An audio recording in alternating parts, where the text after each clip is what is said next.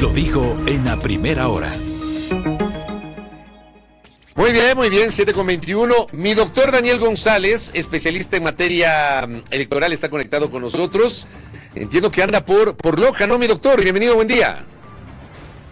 Sí, muchas gracias, Fabricio. Un gusto saludarle a usted, a Belkis, a todos quienes conforman el medio de comunicación. Y efectivamente estamos desde Loja el día de hoy. Gracias, doctor, gracias. Muy gentil, doctor. A ver, primero quiero abrir este diálogo con usted a partir de una noticia que conocimos muy temprano esta mañana.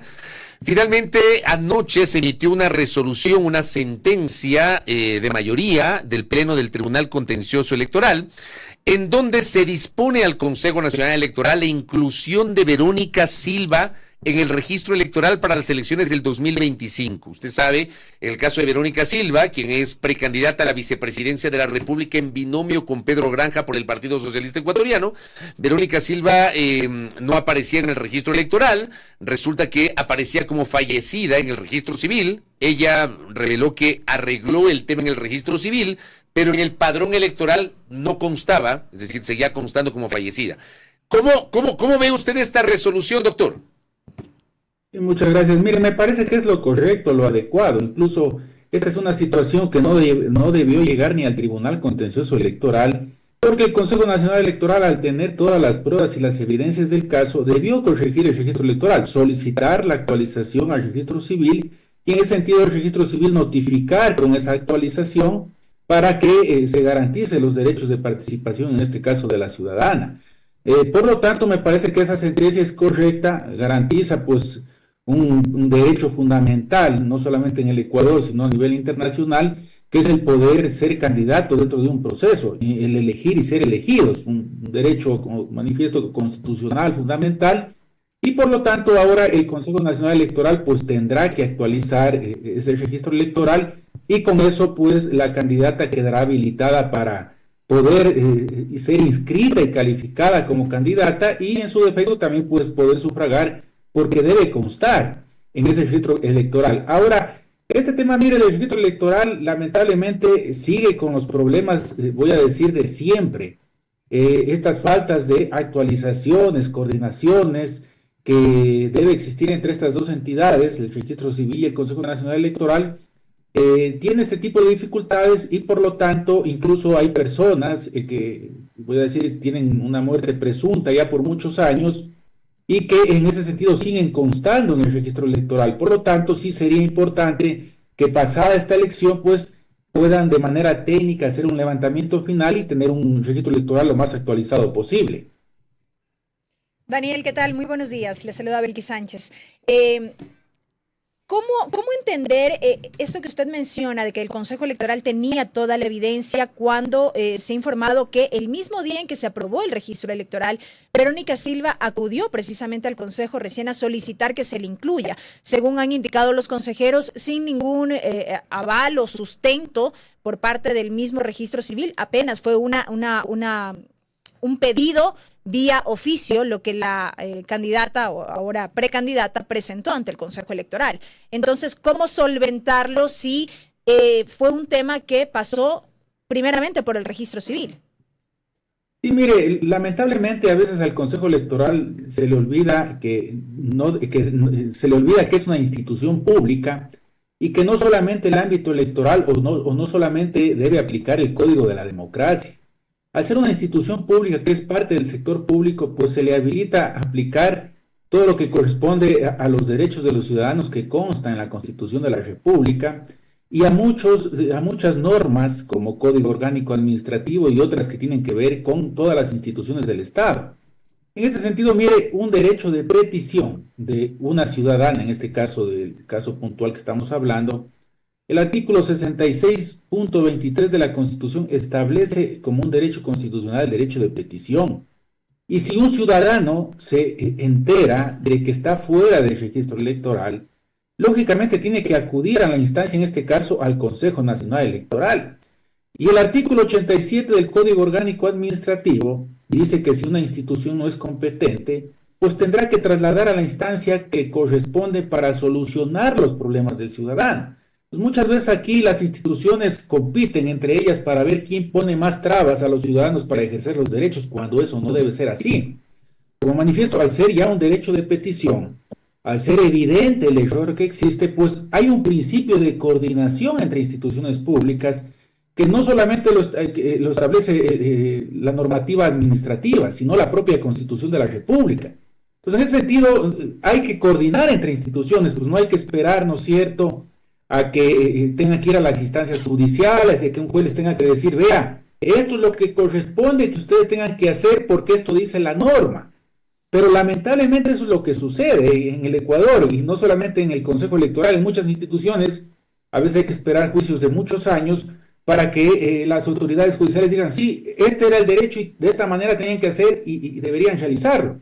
Mire que hay sentencias, algunas, de procesos electorales donde el Tribunal Contencioso Electoral ha llamado fuertemente la atención al Consejo Electoral por circunstancias restrictivas en derecho, por reglamentos que lamentablemente no observan garantías constitucionales, derechos constitucionales, y lo que han generado son obstrucción en este sentido del ejercicio que tienen los sujetos políticos a través de sus representantes y de los propios candidatos que en este momento vamos a comenzar a tener ya desde la inscripción de las candidaturas. Ahora, yo le planteo sobre lo que está señalando y recibo un mensaje de una especialista en temas legislativos y electorales. Me dicen acá, el CNE tiene plazos legales para la actualización del registro electoral. Inclusive la ley establece un periodo para presentar observaciones. No tiene la potestad del CNE de cambiar el registro ante cualquier periodo luego de esos plazos. El tema es que yo no sé si es tan sencillo simplemente coger el registro electoral y habilitar a una persona. ¿Esto no podría provocar algún tipo de, y lo pongo entre comillas, reacción en cadena que pueda afectar los hitos del calendario? Exactamente. ¿No podría esto provocar ese problema? Por lo general en el tema del registro electoral siempre suele haber un sinnúmero de inconvenientes y efectivamente hay un plazo que establece de impugnaciones, de revisión del registro electoral. Y esto, por ejemplo, sucede bastante en el ámbito de las provincias y mucho más, por ejemplo, en elecciones cuando ahora no va a haber juntas parroquiales, pero siempre existen denuncias en relación que, por ejemplo, en una junta parroquial ganan por 50 votos, por 40 votos, y sucede que muchas personas se cambian de registro electoral con la finalidad de que gane determinado candidato. Eso suele suceder y en ese sentido el Consejo Nacional Electoral debe hacer una auditoría.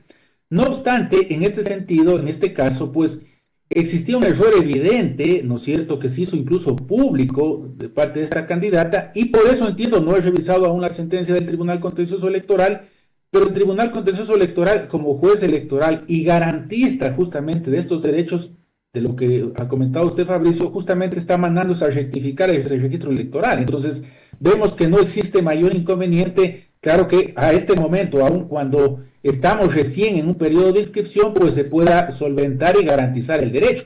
Y mire, incluso que esta candidata entiendo que pasó primarias, circunstancia en la cual ya este tema, pues entiendo que ya estuvo también en conocimiento del Consejo Nacional Electoral. Ahora bien, doctor, más allá de este tema, desde el viernes en realidad, se abrió ya esta etapa de inscripción de precandidaturas que se extenderá hasta el 2 de octubre. El fin de semana, el CNE confirmó que nadie aún se ha inscrito. Usted es un hombre que tiene la experiencia de haber conocido, obviamente, el funcionamiento de la función electoral, tanto del CNE cuanto del Tribunal Contencioso Electoral. ¿Cómo ve usted que se va a llevar adelante esta etapa por el número de candidatos, el hecho de que muchas veces las organizaciones políticas dejan hasta última hora la inscripción de las precandidaturas? ¿Cómo le ve usted? Mire, bueno, este es un proceso electoral donde no vamos a tener una gran cantidad ¿no es cierto?, de candidatos, como podría ser una elección seccional, donde usted tiene un montón de candidatos a juntas parroquiales y eso suele saturar, voy a decir, a las delegaciones provinciales. Ahora, como vamos a elegir asambleístas provinciales, cada una de esas listas tendrán que inscribirse en las juntas provinciales electorales, no directamente en el Consejo Nacional Electoral en la ciudad de Quito. En Quito, en el Consejo, únicamente tendrán que inscribirse los binomios presidenciales, parlamentarios andinos y la dignidad asambleístas nacionales. Entonces, creo que ahí no habrá mayor inconveniente. No obstante, siempre y suelen hacer las organizaciones políticas dejar todo para el último. Entonces, mire, si bien es cierto, y yo soy una de las personas que estoy de acuerdo en la implementación de sistemas, por ejemplo, un sistema para inscripción de candidaturas me parece que es adecuado, que facilita el trabajo del Consejo Electoral, lo que sí tiene que garantizarse el expediente electrónico. ¿A qué me refiero eso? Es que si usted hace un sistema de inscripción de candidaturas, tiene que validarlo con firmas electrónicas. Porque si usted hace un sistema de inscripción de candidaturas y lo que hace es anexar un documento con una firma manual, después no tiene constancia de la validez de ese documento. ¿Qué pasa si el Tribunal Contencioso Electoral en una impugnación le pide al CNE que certifique la validez de ese documento y resulta que en el sistema es una copia simple? En cambio, con firmas electrónicas, que ya entiendo que deben aplicarse a nivel de todo este sistema de inscripción de candidaturas, pues sí se puede validar si una firma es válida o no. Entonces, eso por un lado.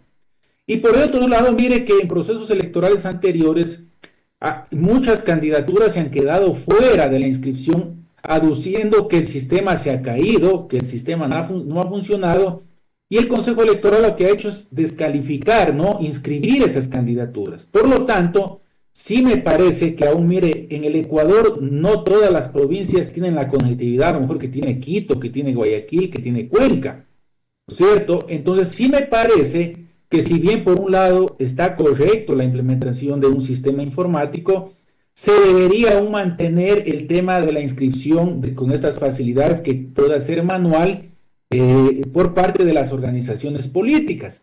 Como manifiesto para evitar que posteriormente tengan que ir al Tribunal Contencioso Electoral y que el Tribunal Contencioso Electoral, evidenciando efectivamente que es un tema de un problema del sistema, mande a inscribir, lo cual también, mire, le da demoras al Consejo Electoral para poder imprimir las papeletas. Qué mejor que el Consejo tenga en firme lo más pronto posible todas las candidaturas. Con eso podrá hacer un control adecuado de las papeletas electorales para imprimirse, podrá hacerse un control adecuado de las actas, de los nombres que van en las actas para evitar problemas que existieron en el proceso electoral seccional, en el último proceso electoral seccional que se imprimieron mal en 5 provincias. Entonces, todo este tipo de circunstancias, y como manifiesto, siempre tiene que tener la visión en miras de garantizar el ejercicio de los derechos políticos de las organizaciones políticas y de los candidatos, que no todos, voy a decir, lamentablemente, no todos están en capacidad de cargar en un sistema de información, de tener la conectividad, la mejor conectividad que deseen, ¿no es cierto? En virtud de eso, me parece que las dos vías deberían ser válidas y expeditas para que puedan inscribir candidaturas. Ahora, más allá del proceso de inscripción como tal, sí quisiera un poco enfatizar en parte de la pregunta de Fabricio respecto de la lectura sobre el número de candidatos, particularmente en lo que refiere a binomios presidenciales para este proceso electoral. Todas son precandidaturas, sí, tendrán que pasar por la fase de inscripción y calificación de estas candidaturas para que éstas ya puedan estar en firme, pero no dejan de ser 16 al menos los que tenemos hasta el momento, precandidaturas de binomios. Sí, mire, se repite lo que tuvimos en la elección de 2021, 16 binomios en ese sentido, y bueno, vamos a tener una papeleta bastante amplia en ese sentido para pronunciarnos como ciudadanos ya en febrero del 2025. Ahora, hay algunas situaciones que todavía está en veremos. Mire, una vez que se inscribe un candidato puede ser objetado ante las juntas provinciales electorales o impugnado ante el Consejo Nacional Electoral. Por ejemplo, si es que tiene contratos con el Estado, es una causal, ¿no es cierto?, en la cual, si es que un candidato cae en una inhabilidad o está en curso en una inhabilidad, pues va a ser descalificado, teniendo la organización política que reemplazarlo en el plazo de 48 horas. Y en ese sentido, este reemplazo que se realiza no necesariamente debe haber pasado primarias. Entonces, podría haber alguna variación de candidaturas, ¿no es cierto?, en cuanto se den este tipo de casuísticas o de escenarios dentro de las organizaciones políticas. Ahí hay que establecer algunos parámetros en cuanto a la calificación de estos binomios, porque, lógicamente, mire, si un binomio tiene que subsanar un candidato y este nuevo candidato no cumple con alguno de los requisitos, queda por fuera de la ley electoral, no pudiendo reemplazar ya a ningún otro candidato. O sea, tiene una sola oportunidad. Si no cumple con esa oportunidad en caso de reemplazar el candidato, pues quedaría fuera. Ahora, ahí el Consejo Electoral pues tendrá que ver las circunstancias de edad. Hay un tema también importante que es la pertenencia, por ejemplo, a quienes van a ser asambleístas provinciales y asambleístas del exterior. El procedimiento ha establecido que los que han nacido pues pueden ser candidatos, pero quienes no han nacido en ese lugar tendrán que haber vivido al menos 5 años y 2 años, perdón, y haber sufragado en la última elección en ese lugar. Caso contrario, es un candidato que no cumpliría con uno de los requisitos y que también tendrán que cambiarlo. Entonces, algunos de esos temas se podrá ir viendo ya en el transcurso de la inscripción de candidaturas. Y un tema también que es importante es la paridad de género. Recordemos que de acuerdo a las últimas reformas electorales, pues, por ejemplo, una organización que tenga candidatos en todas las provincias tendrá que tener 12 que encabecen mujeres, 12 hombres que encabecen las listas asambleístas. La Asamblea Nacional, si va un hombre, en el Parlamento andino tendrá que encabezar una mujer o viceversa. Y además de eso tienen que cumplir con el porcentaje del 25% de hombres o mujeres entre la edad de 18 a 29 años. Que esos porcentajes el Consejo Electoral los va a verificar a nivel nacional. Si no cumplen con esos porcentajes, pues ninguna lista podrá irse inscribiendo. Entonces, todo ese tipo de situaciones entiendo yo que ya en las primarias debieron ver a detalle para evitarse problemas y conflictos ya ahora en la inscripción de candidaturas. Doctor, y lo último, y esto también le pregunté el día viernes al ingeniero José Cabrera, consejero del Consejo Nacional Electoral, que estuvo por acá con nosotros hablando justamente sobre la convocatoria de elecciones y lo que se viene. ¿Existe y puede existir la posibilidad de que de los 16 binomios alguien finalmente no registre la inscripción? Podría darse. Mire que la inscripción es irrenunciable una vez que está inscrita y calificada. Mientras tanto, puede ser que un binomio decida no inscribirse y por lo tanto no ha pasado nada, no ha cumplido con ese derecho. No es que tiene la obligación per se de acudir e inscribirse. Entonces, en ese sentido, podría darse otro escenario de que tengan que cambiar un candidato y no lo cambien, por lo tanto queda fuera ese binomio. Entonces, esas particularidades podrían darse. Y algo adicional que hay que tener muy presente ahora, sobre todo las autoridades a nivel nacional y seccionales, es de que los candidatos, una vez inscritos, no pueden participar en inauguración de obras. Desde que inicia la convocatoria de elecciones, todas las instituciones públicas tienen que pedir autorización al CNE para difundir cualquier tipo de publicidad. Entonces, mucho cuidado por ahí, pueda pasar que en una ciudad, en alguna provincia, candidatos estén en inauguración de obras, lo cual, lógicamente, abriría el camino incluso para que esas autoridades que invitaron puedan ser denunciadas y los propios candidatos, desde luego. Correcto, doctor. Gracias por sus aportes para entender, obviamente, las diferentes etapas, estas etapas con las cuales el Consejo Nacional Electoral desarrolla el calendario electoral y, por cierto, su posición en torno a esta noticia que se conoció muy temprano esta mañana, que fue una sentencia emitida ayer por el Pleno del Tribunal Contencioso Electoral respecto de incluir en el registro electoral a Verónica Silva, quien es precandidata a la vicepresidencia por el Partido Socialista. Muy amable, doctor. Muchas gracias, Fabricio Belkis, un fuerte abrazo y a toda la ciudadanía. Un buen día. Gracias al doctor Daniel González que ha estado con nosotros. Primera plana, todas las noticias, todas las voces.